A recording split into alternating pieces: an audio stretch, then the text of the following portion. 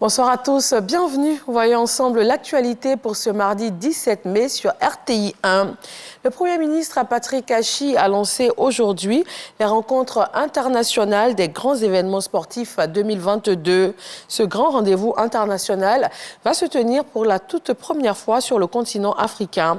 À l'initiative de Business France et mobilise une vingtaine d'entreprises françaises sur le grand projet phare de la CAN 2023. Alexis Ouedraogo.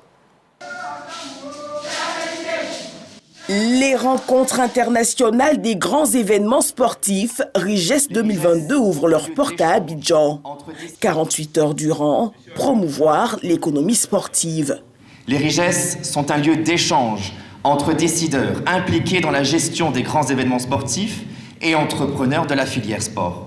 Cet événement a vocation à présenter l'évolution des différents marchés internationaux de la filière et chaque année, les RIGES réunissent près de 300 personnes et une quinzaine de pays à l'honneur. Organisée chaque année par Business France, l'édition 2022 se tient pour la toute première fois sur le continent africain à Abidjan, en prélude à la CAN 2023. Le RIGES qui est organisé nous donne l'opportunité de réfléchir sur la valeur sociale du sport, la valeur du développement de l'économie sportive, mais surtout d'optimiser les investissements réalisés dans notre pays en vue de la CAN 2023 et pour les infrastructures à venir, infrastructures de proximité notamment, dans le cadre des Agora et du Précis.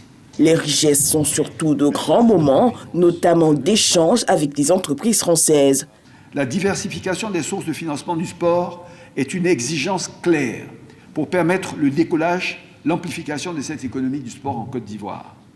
Nous comptons donc sur le soutien engagé de nos fidèles partenaires internationaux et sur celui des acteurs mondiaux de ces marchés pour y parvenir.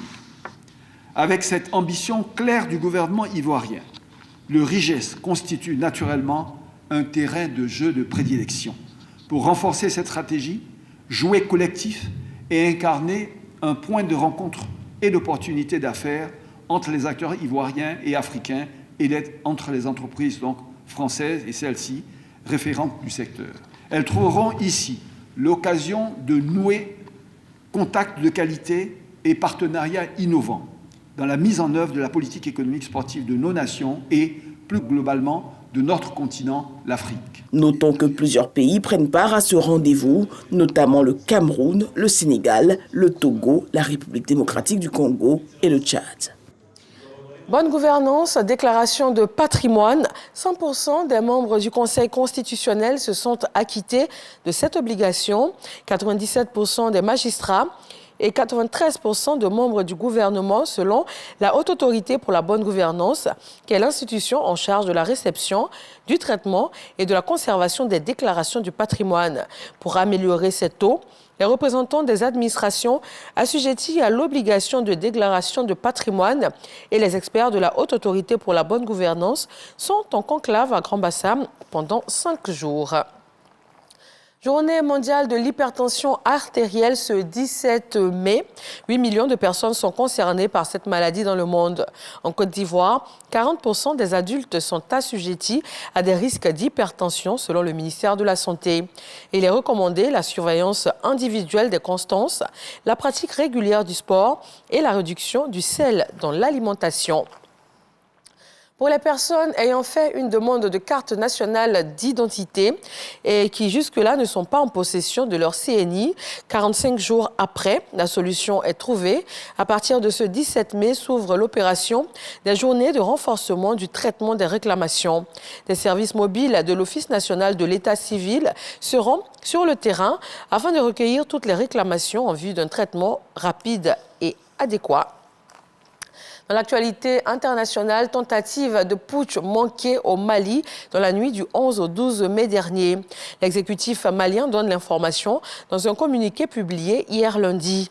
Il a précisé l'implication d'un État occidental qui, selon Abdoulaye Maïga, le porte-parole du gouvernement malien, a pour but de briser la dynamique de la refondation malienne.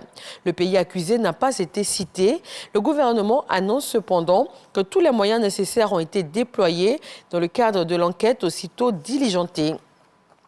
Seulement quelques heures après son entrée à Tripoli, le gouvernement libyen, désigné par le Parlement et soutenu par le maréchal Haftar, annonce ce mardi son retrait. Selon son porte-parole, il s'agit de préserver la sécurité des citoyens, notamment après des affrontements entre groupes armés qui ont éclaté dès l'aube en plein centre-ville. Et puis sur la scène culturelle internationale, l'ouverture du Festival de Cannes. Cette 75e édition va se tenir jusqu'au 28 mai. La Croisette va accueillir à nouveau des célébrités venues du monde entier.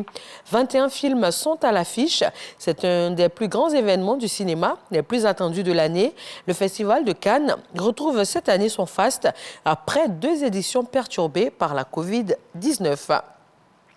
Voilà, nous vous retrouvons avec grand plaisir à 20h pour plus d'informations. À tout à l'heure.